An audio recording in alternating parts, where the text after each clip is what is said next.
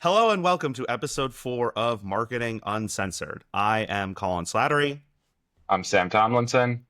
and in this episode, we're going to be talking about what incrementality is, how to understand it, and how it plays a role in effective marketing. Sam, what's up? I am at the first SMX since COVID, which happened either 5 years or a lifetime ago, depending on how you look at it. What are So you doing there? I am with the closing keynote. So I've got to say things that sound smart in a couple days. Any Taylor slides in there? There are no Taylor slides. It is, I don't know yet. We'll see. The deck is, as they say, not finished.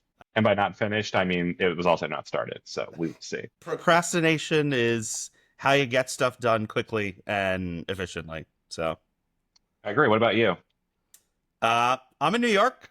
Party last night for Vermont. Which is pretty Shout out good. to our friends at Vermont for raising 45 million. 45 mil, yeah. Series That's B. that is not a bad beat. No, That's that's many millions. that is some cheddar, as the kids say. Speaking of big numbers, let's talk about our fun number of the week. $30.8 million. You know what that is, Colin? I have no idea what that is. The amount I lost on my shorts? That is how much money FTX, the one brought to you by Sam Bankman, I'm in prison now, freed, paid to Neil Patel, the internet's greatest grifter, over a 2-year period. Amazing. Uh, Neil Patel, the uh, the sign of internet fame, having him steal your content word for word. God bless. And it is truly remarkable when you actually read the filing, because I did read the filing. I was so curious. How does Neil Patel bill $30.8 million? And it turns out it wasn't that hard for him. He charged a $1 million setup fee, $6 million annually for 2 years. Then he charged $2.7 million for a Serum crypto project. The one little tiny problem is that he did absolutely nothing for it. There are no deliverables. There is no record of any work being done. He just billed them $2.7 million. But wait, there's more. Then he billed $14.8 million to find another consultant to run their media. No. Yes. Half of the contract was him finding someone to replace his shitty ass. And in true Neil Patel fashion, he also did not find another consultant. Did he get paid? He sure did. Every penny? Every penny, 30.8 million. And if you were doing the math real quick in your head, you'll realize I was 6 million short on what I just outlined. And you would be correct, because after the collapse was underway, he billed a final $6 million in Slack. No email, no standard invoice, just a little Slack chat for, hey, can you send me $6 million? Which, of course, they did. How do I get that gig? I don't know, but the next time I think anybody is feeling bad about billing, or you're thinking, am I really worth that extra $1,000 or $500 a month? Please remember Neil Patel and the 30.8 million that he scammed Sam, I'm a scam, Bankman Fried out of. I mean, couldn't that happen to a more deserving person? Scammers scamming scammers, like, you love to see it, but non-scammers also pay Neil Patel. So That is true. And why, I don't know, but they do. it is just a reminder that I feel like so much of the marketing ecosystem is non-transparent, it's opaque, and there are a lot of great actors out there, but there are also a lot of bad actors that are giving every one of us shitty names, because now you and I have to work twice as hard to overcome the perceptions that people like this create. And before we close on this, my favorite quote from this, FTX Group employees described Patel's work as so sloppy and terrible, and complained that he didn't even do most of the stuff he said he was going to do. So I feel like my inspirational take of the day is, you can make a wonderful living and be wildly successful by showing up, doing a good job, and doing what you say you're going to do. Yeah. That puts you ahead of 85-90% of the people. including per FTX's own court filing, Neil Patel. He is good at getting his name out of the press, though. That move around promoting the old lawsuit content to bury Yep. the new stuff.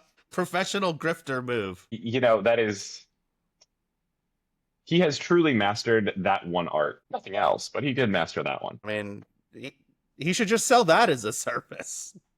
They're actually good at that. Grifting as a service. Gas. Yeah. Trademark it.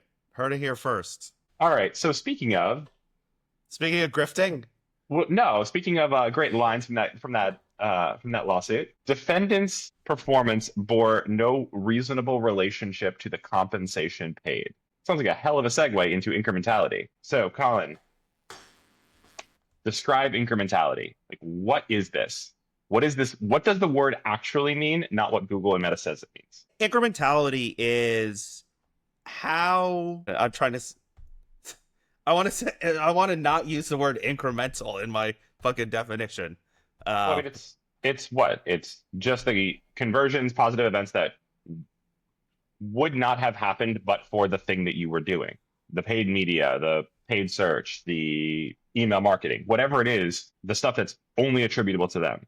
So it's everything above. Incrementality is the net additional events above a baseline that are a result of some action, advertising, whatever. Yeah. Right. So it's actually net new. Net new, the amount you made the business better. Yes. And then we have attribution, everybody's favorite darling. The taking of credit for what happened. Correct. So attribution will just take all those conversions that you have. Some of them are incremental, some of them are not, and it will divide the credit up as it sees fit based on the model to whatever sources contributed to them. But it doesn't take into account whether they would have happened anyway. Right. And it's in every platform's best interest to take as much credit as it possibly can. And this is why if you're running on multiple channels, you will frequently see that the number of conversions and conversion value that Google reports, Meta reports, TikTok reports combine to be more than the total number of conversions that exist in that period of time. Correct. And that is because, like you said, every channel is fighting for credit because every channel knows that the more conversions it can claim, the larger the share of the paid media budget that it can lay claim to. Clearly, not all of those conversions are incremental. Correct. Because presumably, when you ran less paid media or no paid media or no whatever other thing, right? We're picking on paid media, but the same thing is true of email marketing, right? Like you got sales because you had the monies to pay for the paid media. So some of these sales, leads, whatever, are not incremental. And yet they're taking credit for them. Meta anyway. will take credit for all of them. Yeah. This is why when people talk about not running with a one-day view model or view through conversions in general, right? It's because Meta is going to just pop an impression in front of someone who is already ready to buy. They will take credit for it, and they never engage with the ad or anything, and they end up buying. And I mean, I do not like one-day view conversions. I think the vast majority of people should not be doing them. Like there are some corner cases. There are exceptions to every rule, but my predisposition is against any view-based conversion because I really want platforms to be driving me people to the site. Right. And those tend to be more incremental. That is true. And Olivia Buzzword Corey, of the day. Yeah, Olivia Corey actually proved that out. She published something interesting on X, formerly Twitter, a couple days ago. A study that they ran. We can put it in the show notes, but they actually did run a study that showed that 7-day click was more incremental than 1-day click, and it was also more incremental than view-based. That makes sense. Drives that jives. I think she's not with Hyro, she's with the other one. House. House. Yes. there's just so many marketing technology vendors. Even we can't keep them straight. Yeah, and I mean that's what they do, right? Like they measure incrementality in one of the very common ways that you measure it, which is holdout tests or inverse holdout tests. And you're a teacher, so talk to us about holdout tests. What are they? How do they work in the most basic of terms? So basic, very basic. Holdout tests is when you isolate a population. It can be geographic, it can be behavioral, it can be it's hard to do psychographic, but you can do it. But basically, you identify a population of people and you remove a certain set of them from either being exposed to media or not being exposed to media, an inverse holdout test, right? So, if you're trying to determine does TV advertising drive incremental sales lift, you might say, great, we're going to run across the United States, but I'm going to hold out.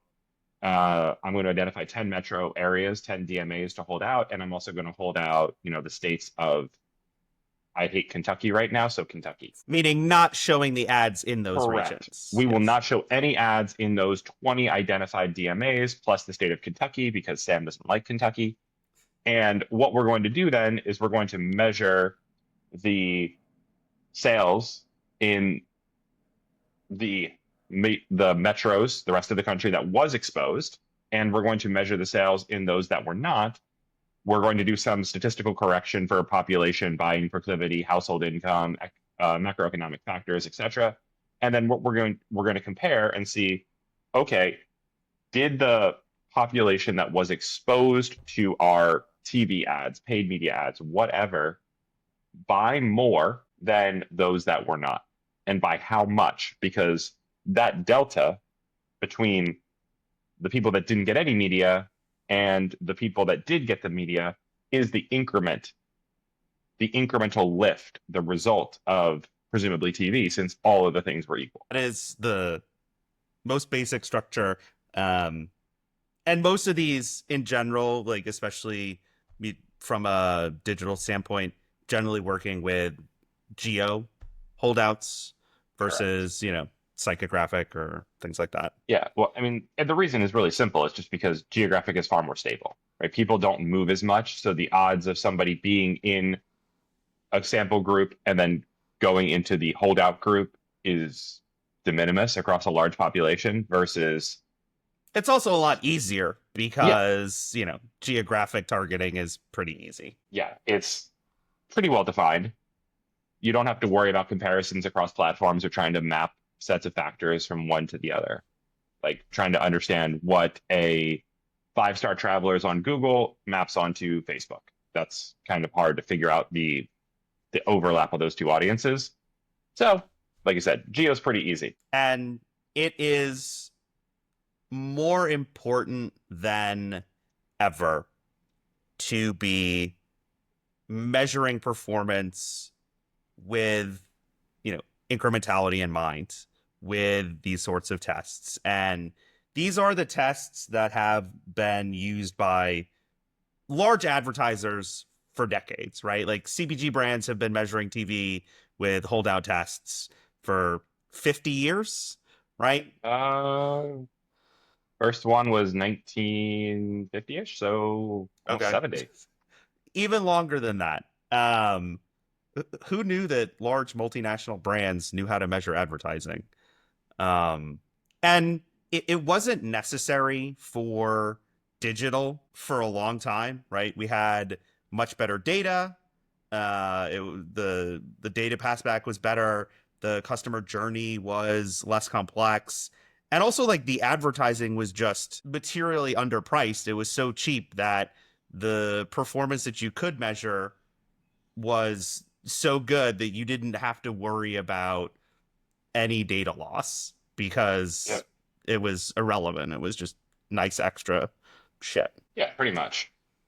That is not true anymore. No, it is not. So we live in a brave new world. And I think holdout testing in general has gotten far more important because of exactly what you described. And I think the number of brands that are slowly coming around to it is increasing because we've finally gotten over this like great myth of digital marketing that you can attribute every conversion to a single click and assign it to a single platform reliably, consistently, and in a way that is actually scalable for future marketing efforts. Just it is unfortunate. I wish that were still true. Same. But unfortunately, the fact that it was true at one point has trained an entire generation of CMOs to expect it going forward. And it's just not realistic for so many reasons. No. And the other benefit is running these holdout tests is significantly cheaper and easier than it used to be. Yes. So, benefits of AI. Yeah. I mean, basically, I think every incrementality platform has basically replaced a team of data scientists with a ChatGPT wrapper or Gemini wrapper. Oh yeah, they're all AI, which is great because it makes it available to brands that, you mentioned before, like in the late the 40s and 50s, right? It was even up until 2010s, 2015s, it was $250,000 to run a geo split, like to run an actual MMM, proper split test, configure it, run it, measure it, report it. Like that was completely unavailable to advertisers.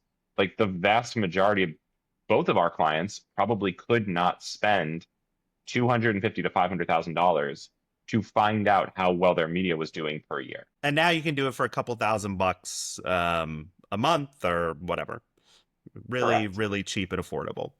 Which is fantastic because it actually lets these smaller advertisers who have been at a disadvantage for so long get access to the same data or sometimes even better data than bigger advertisers. And you said disadvantage, and I want to key in on that because it is a massive disadvantage to not be able to see what the actual performance of your advertising is.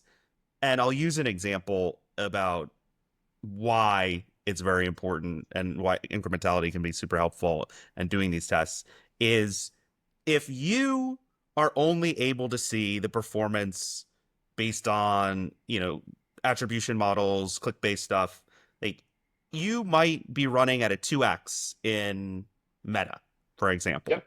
But there's a lot of incremental lift. There's additional halo that Meta is not measuring. And so the actual performance could be a 3x. Right. And so people who have that data and can see that 3x will be willing to lower their in-platform targets, which increases the amount that they can spend and how they can compete against you. And if you knew you were getting that 3x, actually, you could then have lower in-platform targets and take advantage of additional scale. 100%.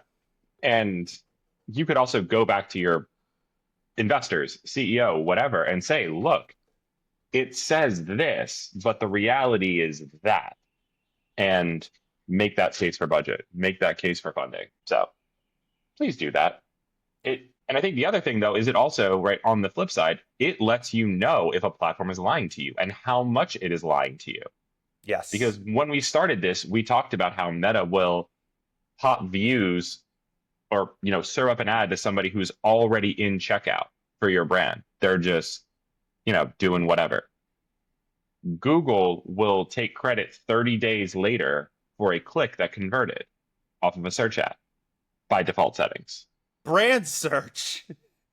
Correct. All of these things. So an actual incrementality test will help you figure out how much of this is real and how much of it is, oh, the platform was actually lying to me. It was not telling me exactly what's driving outcomes for my business. And it goes both ways, right? Like it can be like significantly more incremental than what the platform says, and that is true in cases like YouTube, top of the funnel, like Meta type advertising, and then it's true to the other side, right? Where things like brand search, one of the first things that we always run a holdout test on with clients, because looks great in platform. And then you actually measure it from an incrementality standpoint, and it's like, oh, all of these conversions were going to happen anyway. Why are we fucking paying for this? So it does go to the upside and the downside as well. 100%. 100%.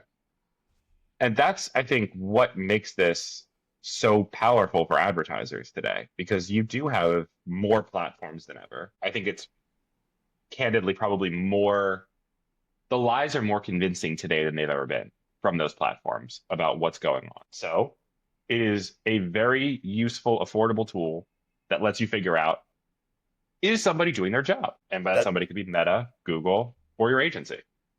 yeah.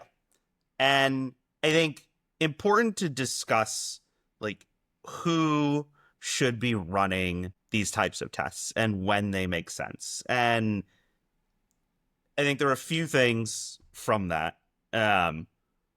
One is multi-channel, right? I Yes. think if you're spending 100% of your budget on Meta, it's You don't probably need it. not that important to be running holdout tests, right? Like you know what's driving your sales, but there's no competition really for those conversions. So, you know, Right. I mean, multi-channel I think is key.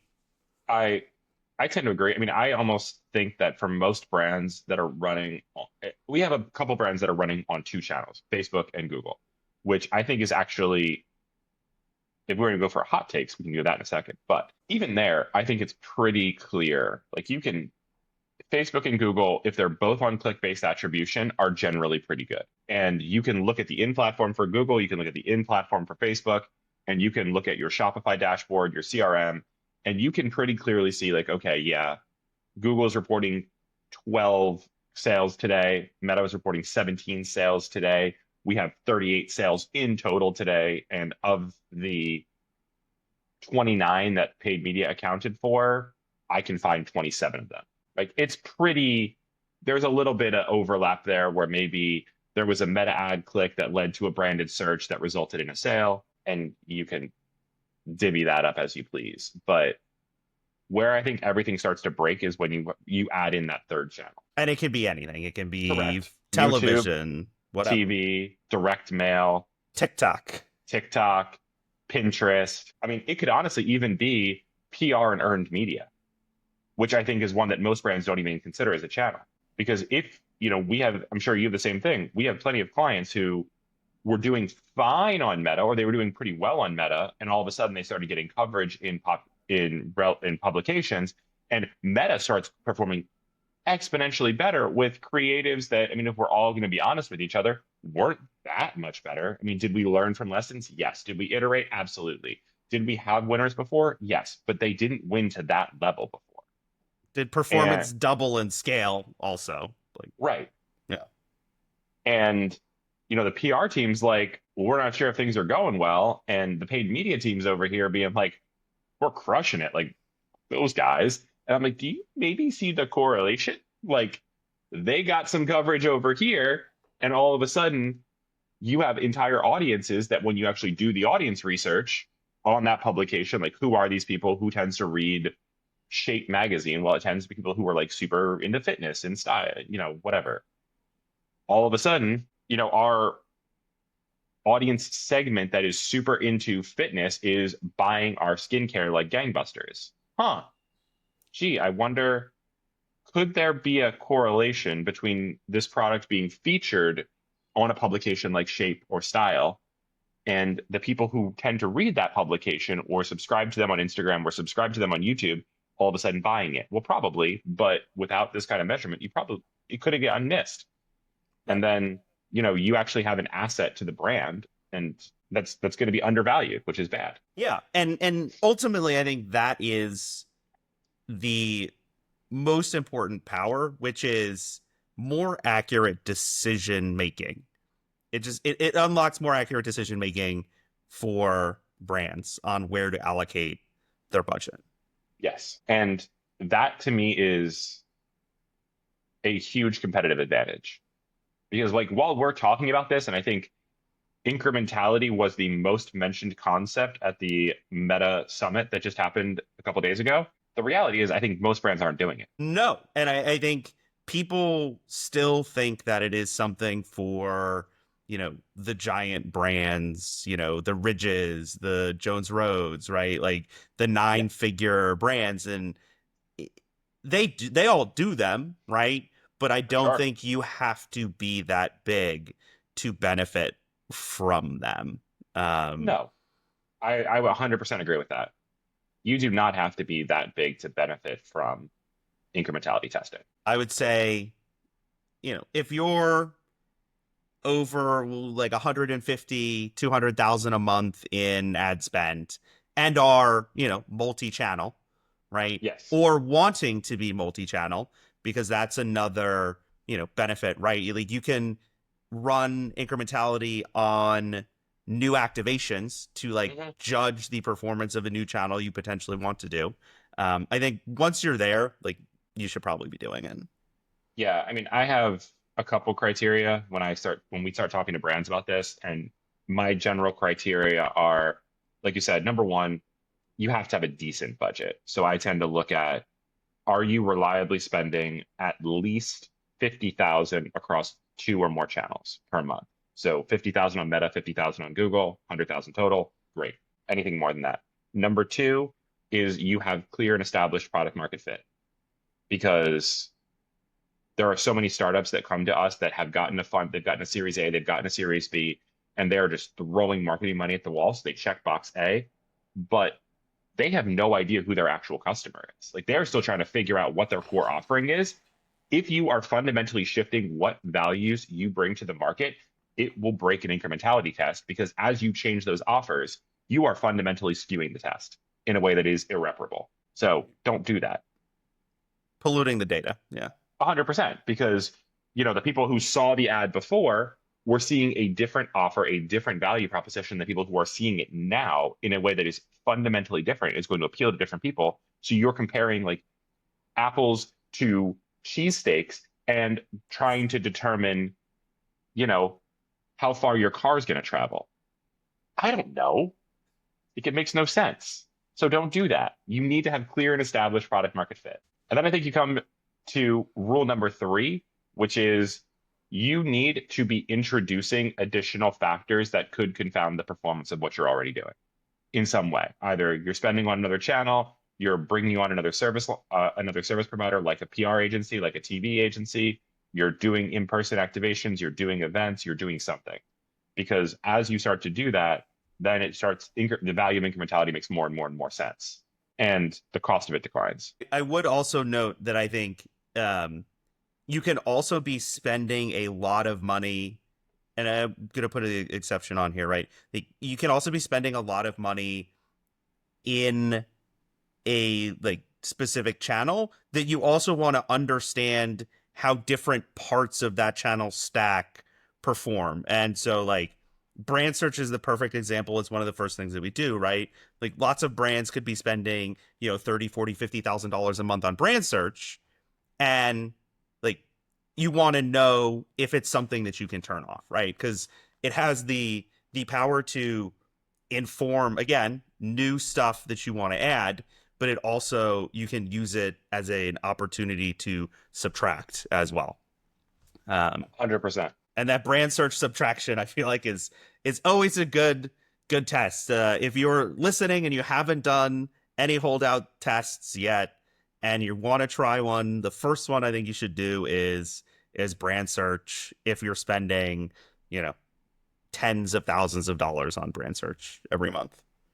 Yeah, I brand search is that one that is always my argument has always been, and it has not gotten more popular, which makes me annoyed. Brand search should be treated like insurance, and you should audit it like insurance. There is some coverage you just don't need. That's what incrementality will tell you. But fundamentally, brand search is all about defending what you currently have. It is insurance.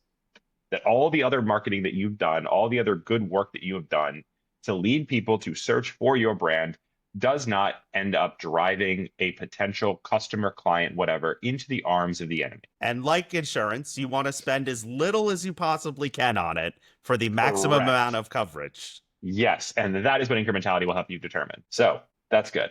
All right, let's talk objections, limitations, things that make incrementality tests challenging. So one of the things that I hear, and I've heard this from one, two, three CMOs in the last month, if we run incrementality tests, the opportunity cost is too high.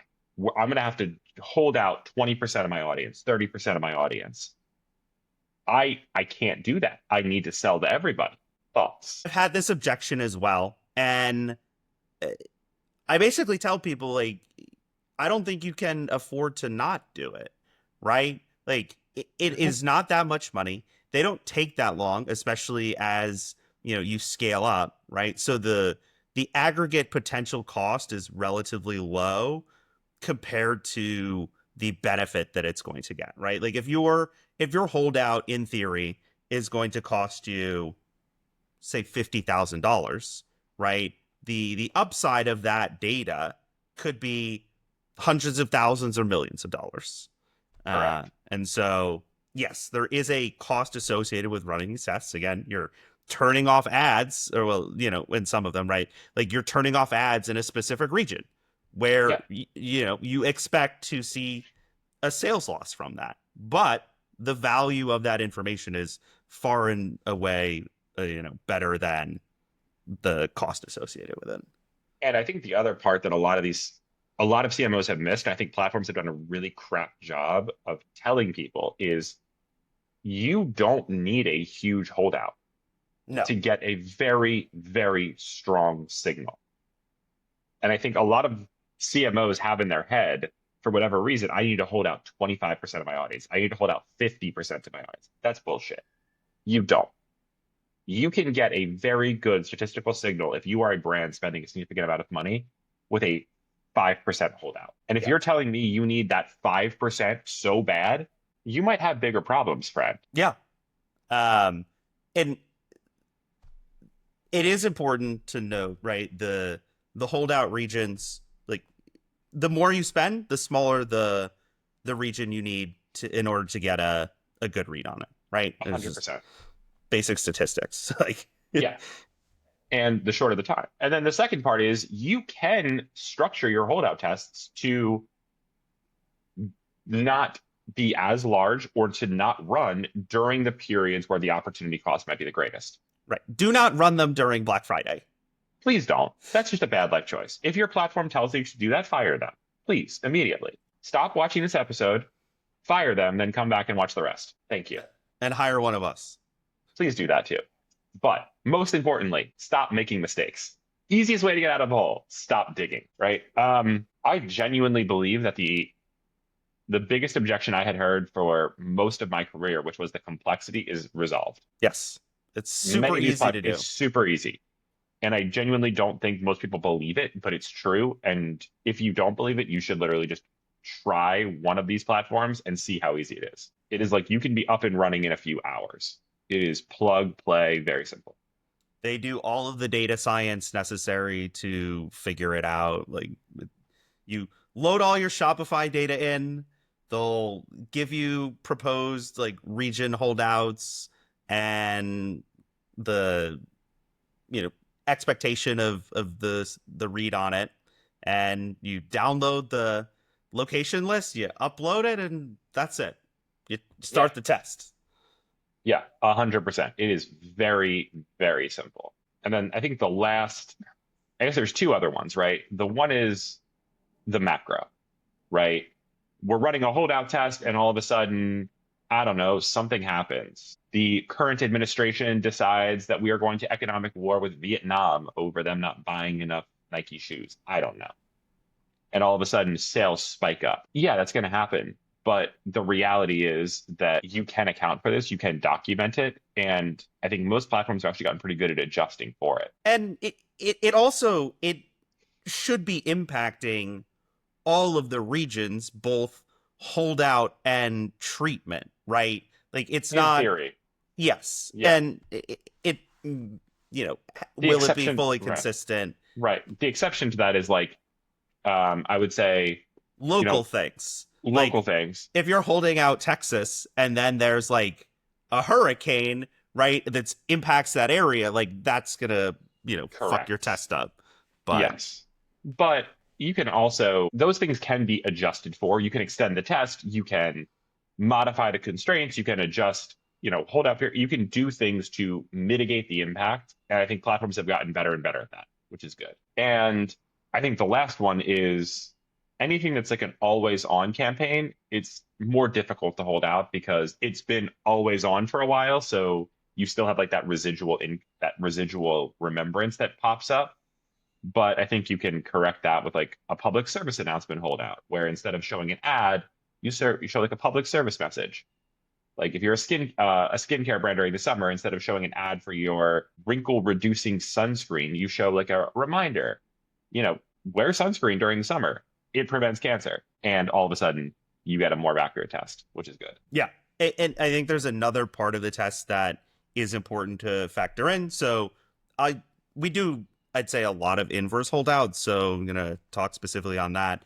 An inverse holdout is the one where you remove the spend in a like your treatment space. So the behavior that you're looking for, you run the test and then you're expecting, okay, conversions are going to go down, right? And then you remove the test. So the advertising goes back into the region.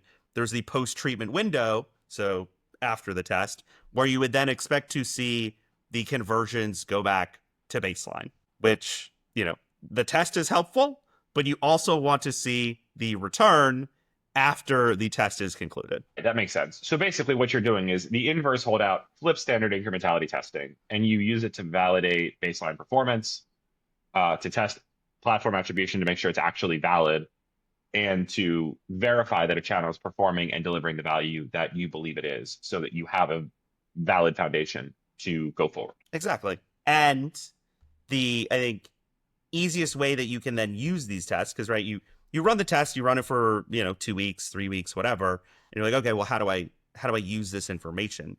And the answer is you use it as a multiplier on what the channel reported performance is, right? And you can then adjust your targets based on what the holdout test said, right? So if a holdout test says your meta is a 3x and meta says it's a 2x and you want a 2x, you then adjust your meta target down to hit that 2x. Yeah, pretty simple. So in this particular case, right, if actual is a 3, current is a 2, then all you're going to want to do is adjust your meta target by almost like the inverse of that, right? So you end up with a lower target that would theoretically get meta's target down to like a whatever 1.33. Yeah, about. So that's fine. The incrementality factor. Exactly. Another pothole for this. It is not necessarily consistent, right? Because ultimately the incrementality test that you do run is a snapshot in time. So it is important to retest every once in a while to revalidate your numbers and see, are they different, right? Like if it was that, 1.5 multiplier before, like it's a 1.5 multiplier in, June. Is it still a 1.5 multiplier in January of the next year, right? So I think important to revalidate the numbers because you want to be accurate. There's a fine line here between, I don't think most brands need always on incrementality tests. Agreed. Right? If you are always testing incrementality, you probably suck at it. But on the flip side, your point is very valid. You do need to periodically reevaluate. And in my mind, this comes down to a few things. Number one is if you have a fundamental change to what you're offering the market, you probably should revalidate because it's going to dramatically impact the ads. Number two is if you've had a very large breakthrough in some way, shape, or form. And that breakthrough could be, hey, we are now going into retail as an e-commerce brand. That's a pretty big deal. Number two, we are getting tons of media coverage. That's a really big deal. Number three, we have signed deals with like some major athletes or influencers who are now promoting our product on their social channels. That's a pretty big deal. And then the third one is there's a material change in the market or the attitudes about the market, plus your standard like 6 months or so. So you and I both use incrementality testing like regularly. It's fun. Yeah. I agree. I love it. What are your favorite tests to start with. It like someone comes to you, you're like, hey, I want to do some incrementality testing. I want to run some holdout tests. And you're like, fantastic. Here's, the ones that we like to start with generally. What are those for you? I mean, the easiest one is the one that you mentioned. It's a geo split test, right? Just it works for regional brands, it works for national brands. It's pretty straightforward to do. You can either run the standard or you can run the holdout.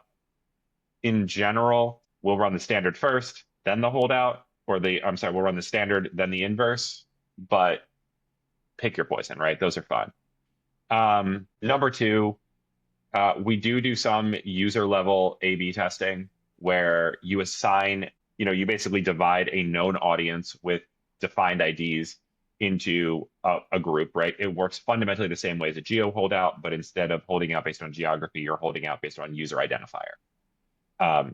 That is, I would say, if you have the identifiers and you can persist them. So this requires some kind of identity resolution, whether that's, user level email and phone. Phone works best, but sure, that you can map into multiple platforms. It's great because you actually do get a very, very strong signal for inference, which is, causality.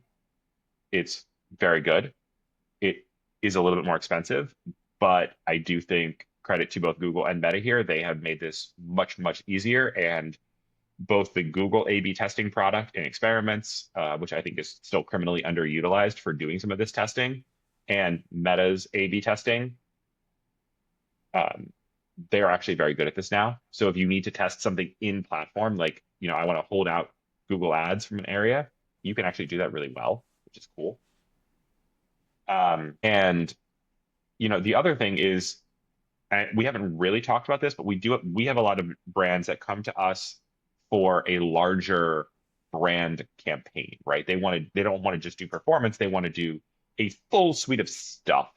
They want to launch a new brand into the market. They want to launch a new product. They want to do a brand building campaign. They want to do a broader marketing initiative to position them in a certain way, right? That is, to me, a great case where you should do a time-based incrementality test, where basically we measure everything that happens before the launch of the campaign.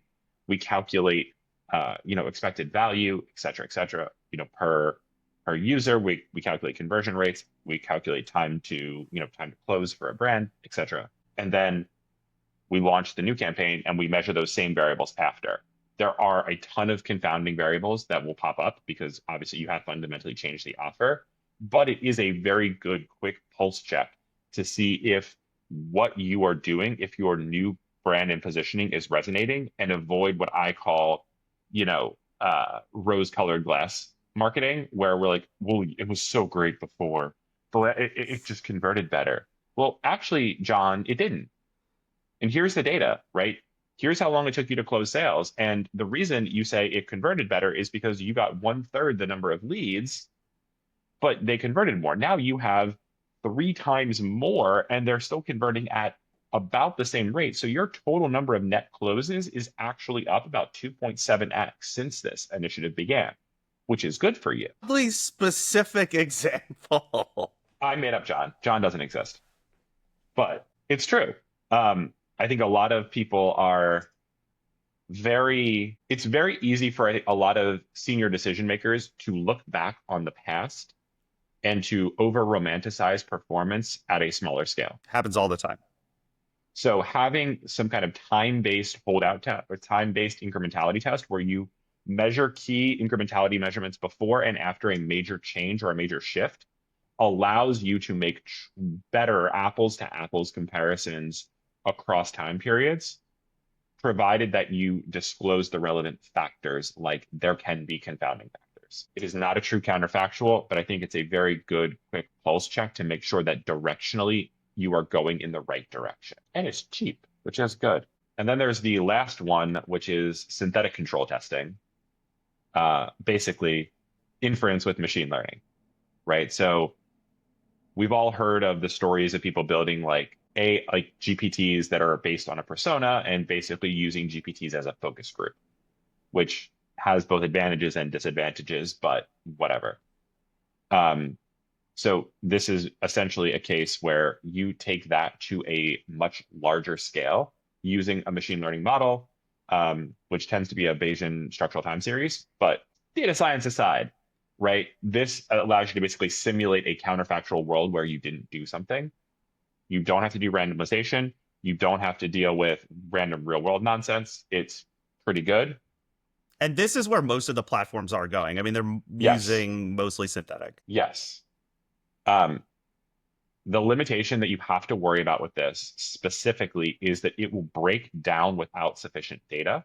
So you basically have a model collapse where you just don't have enough data in order to support the counterfactual measurement. And I think the biggest problem with these, though, isn't even that. It's that it's really difficult to explain this simply because most people who are not familiar with statistics do not understand the concept that you're doing. But essentially, what you're doing is you are simulating a parallel universe in a way, which is kind of cool if you think about it. It's like if you ever watch the show Loki on Disney, right? That's what happens. Like you see all these different possible timelines. All this is doing is essentially using machine learning to generate one of those timelines and then observing what happens in that universe and comparing that universe to the current one and saying, here's the delta based on, instead of, some weird philosophical thing, it's based on statistics, which is kind of cool. I cannot emphasize enough how useful these can be if they are done well. All right, any other red flags? So if a brand wants to get started on this, or they go to their agency and they say, hey, I heard Sam and Collin talking about this. Number one, shout out to you brands. You guys are real ones. But number two, how do you recommend a brand get started? So I think there's pretty easy ways to get started. Obviously, you sign up for one of the platforms, right? And then generally, I like to test channel first to get a channel read. And then you can get more granular beyond that, right? So you're running Meta, Google, and TikTok. You're like, oh, TikTok looks great. No idea how incremental it is. You do the holdout on all of TikTok to get a read on TikTok as a whole. And you're like, okay, this is what TikTok's incrementality factor is. This is how incremental it is. And then you can start to get more granular, but get those baseline reads initially and then move on to more granular tests that you want to do. I also think, and you and I talk about YouTube all the time, this is how you measure YouTube. Full stop, right? And YouTube is, I think, for any brands that listen, like so many brands like, oh, can't do YouTube. Like YouTube's terrible. It doesn't perform. Like we spend tens of thousands of dollars a day with some clients where YouTube runs at a 0.3 because it is so incremental when you look at it in total. Big picture. Exactly. Right. Yeah, we were just having this conversation with Ginny Marvin, the Google Ads liaison, last night. And Google is finally aware of this problem, which is exciting. I firmly believe the only reason Meridian exists is to get people to spend money on YouTube. Well, I mean, it's the same reason Robin exists for Meta. The only difference is Robin's been around longer. So it's better measurement, more spend. Who knew? It turns out that if you can show somebody like with actual verifiable data that giving you money gives them more back, most people are smart enough to give you more money. Most.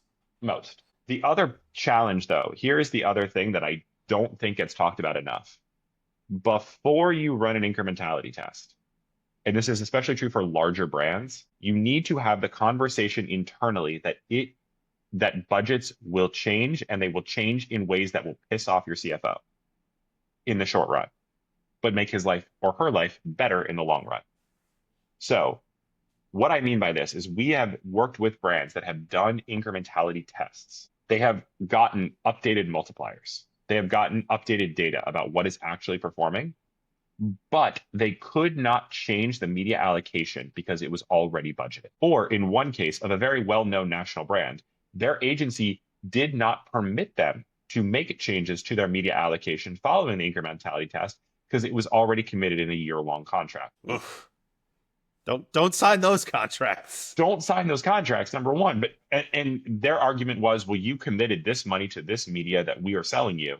So we've already bookmarked this media for you, so you have to spend the money, even though it is not performing as we reported, because you have this incrementality test that shows us that actually this block of media, it actually sucks. It's actually garbage. We're not going to let you move it off there. So before you run that incrementality test, talk to your CFO, be like, hey, we're going to run this test and we're going to find out how much this is actually driving towards the goals that you and I both want to be friends with, like sales and revenue and contribution margin and leads or whatever it is. But when this is done, we may have to change where our media is going, and we may have to do it in a way that annoys your budget, because if it turns out Google isn't incremental at all, our Google ad spend is going to go way down and be way under budget, and our meta ad spend may go way up and be way over budget, and you have to be okay with that. You also have to be able to communicate that the numbers that you see from these platforms on dashboards, from like MTA tools, like that is not the real number. And like you're like, oh, brand search, it's a 60x. Like, why are we turning this off? And you're like, well, it is not driving any sales, like no incremental sales, right? Correct. It is just cannibalizing what's currently there. And that can be a tough conversation to have, especially with people who are used to looking at, ROAS go big, ROAS get big, ROAS go up, me good. Exactly. Right. The other thing that I consistently try to reinforce is that you need to pair, you cannot treat anything, including an incrementality test, as gospel if it does not match the on the ground in the bank reality. For instance, like if you have a client that finds that branded search is actually not real incremental and they turn it off like a good person, but then you actually look at your bank account following that event and the bank account is not doing what it's supposed to be doing, we need to go revisit our assumptions on the incrementality test. It is not a suicide pact. No, this is not, no. We are not kamikazing a brand over an incrementality test. It is a helpful tool in the toolbox to get better visibility, but they also, shit happens, right? Right. And I mean, again, I think branded search is one that, like you said, is very frequently on the chopping block and very often for a very good reason. But, one other example of this is we've had a brand that did turn it off. And I think based on the data at the time, it was the right thing to do. However, it turned out that a few weeks after that got turned off, Google updated the brand search SERPs for this brand. So instead of it being a one ad at the top and then, the knowledge panel on the side and then your organic results, which was dominated by this brand's SEO team, which was fantastic, good job. It was now a 4-pack of ads at the top. So somebody goes searching for brand X, and instead of seeing anything about brand X in the first scroll and a half on mobile, all they're seeing is competitors running ads like we're superior. And all of a sudden, this brand starts leaking revenue because all these people who thought, oh, yeah, I know exactly what I want, are getting to a SERP. And now they're seeing not 1, not 2, not 3, but 4 alternative competing messages. And you have just entered 4 competitors into the chat. That doesn't go well. The circumstances on the ground changed. Yeah. Correct. And once we saw that, we were like, hey, so it was fine when this was the case, but now this is the case. We're going to turn it back on. And sure enough, when you did, everything reverted back to normal because people found what they wanted again, which is stupid. So I guess in one way, good job, evil people at Google, for completely messing with a brand SERP the second the branded search revenue dried up. As a shareholder, good job. As a marketer, you suck. But it's one example. Check your SERPs. Like, do incrementality testing? Yes. And then also, validate with your own experience. Yeah. I mean, your business numbers are not going to lie, right? Yeah. And generally, the incrementality tests are going to be highly valuable for better data. But if it says, this is non-incremental and you turn it off and your revenue goes down, maybe it's incremental. Maybe. The one other caveat to that, though, is do make sure you control for sales cycle. Yes. Like, this is especially, I think for e-com, it's less, but it's not negligible unless you're like a really cheap product. But I think most people do think, like, even clothes, like there is a sales cycle in the sense of, I mean, you work with more fashion brands than we do, but the ones that we've worked with, especially for, I call it pocket change plus purchases. So anything to me under $100 is like a pocket change purchase, not to be privileged or anything, but whatever. I mean, most people don't think that hard about $100 purchase. Very low consideration. It's a very low, but once you get into like a Lomi, right, just to pick on somebody, it's a $500 purchase for an appliance. Like people are gonna think about it. A husband and wife may talk about it. You know, that person who lives in New York may be like, do I really like they go back and forth.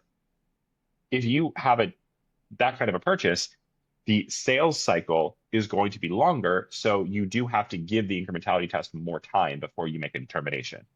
Yes. And that is also true with location in the funnel, right? Yes. Like if you are advertising, CPM based YouTube, right? Basically as top of the funnel as you can get, like you have to factor the lag time that goes into that advertising, right? Like that is not 100%. I click on it, I buy it right away because I'm ready to go. It's like I haven't even fucking heard of you guys. Like they gotta Right. make their way Right. through to to being Yeah. in a purchase demo, basically. Yeah, it's basically like, imagine you have a cookie factory, right? And you have some cookies that are in the oven, you've got some cookies that are coming out of the oven, you've got some cookies that are in the mixing thing, and then you've got some cookies that are literally being like the ingredients are being poured in. Well, if all of a sudden to the cookies that are being poured like mixed up in the big ass mixer, if I take out all the chocolate chips and then I go to the end of the factory right afterwards and I go taste a cookie, I'm like, they still taste like chocolate. This is delicious. Chocolate's disgusting. But still, you get the idea. I'm not measuring the change, right? I've got people at the very top of the funnel that I've changed, but I'm not going to see the impact until the cookies that are in the oven finish and the cookies that have already been mixed and are being plopped onto the conveyor belt mix. And now this new updated mix comes through the assembly line, the funnel, if you will. That's when I'm going to feel the impact. So I have to make sure I account for that when I taste the cookies. Otherwise, I'm going to be an idiot. Your food analogy is making me so fucking hungry. You're just like your mind's on food, and I'm just like, shit, me too. But hey, it works. Everybody understands how cookies work. Counterfactual models, not so much. Yeah. Cookies, yes. The Cookie Factory, yeah, they follow that one. Yeah, I think everybody's baked cookies at some point or another. We all kind of understand how that concept works. I guess the only other thing that would probably come up that we should probably talk about is how if you are working with an agency that does not believe in incrementality testing, does not believe in holdout testing, does not do that kind of stuff, how do you broach the conversation as a brand? Because that's probably the most important conversation you're going to have.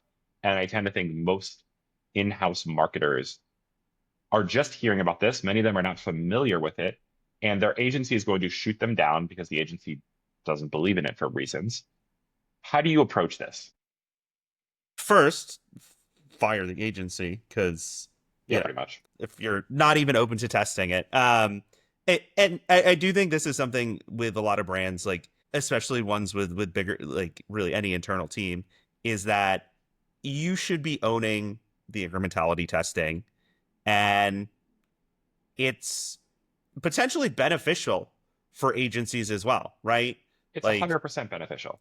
you're trying to get better data to ideally spend more money, right? Like Yeah.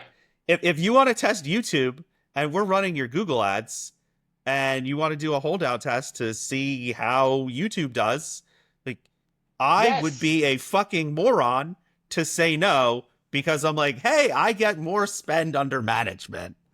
100%. I hear it too often that I can't dismiss it as not a thing that happens, but I 100% agree with you. Internal teams should own it. Number two, you as the brand should demand to own the relationship with the incrementality platform, give the agency access. But as with anything else that we've talked about, like in last week's episode about agencies, the brand should own that. That should be a brand asset. 100%. And I feel like the only people who are afraid of things like accountability are the ones who don't want to take accountability. The brands that are or the agencies that are running like a shitload of view through and saying that they're doing a good job. Yeah, I mean, and to be completely candid, maybe they are. Maybe for that brand, a whole bunch of view through is actually what the doctor ordered. Probably not, but maybe. That's why you run a holdout That's test. why you run the test, because if they truly believe in what they are doing, yes, please run the holdout test because it will Show how prove, good our work is. yeah, it's like if you really believe the answers are right, give them to the teacher and let him grade the test or her grade the test. Life is good. All right. So thanks for tuning in for episode 4 of Marketing Uncensored. Hope you learned something about incrementality. We hope we made your life a little bit better. You have questions, comments, drop them in the chat. We're always happy to talk. And if you have any questions you want answered that aren't related to this, but in a future episode, drop those in too. We're going to start taking some reader questions since we have had 2 DMs. Like, are we taking questions? The answer is yes. Just send them to us because we can't imagine what they are. So subscribe, like, do all the things you're supposed to do. Send us some stuff that you want Click us to the answer. bell. Yes. Do that. And we will see you next week. Have a good one, everybody.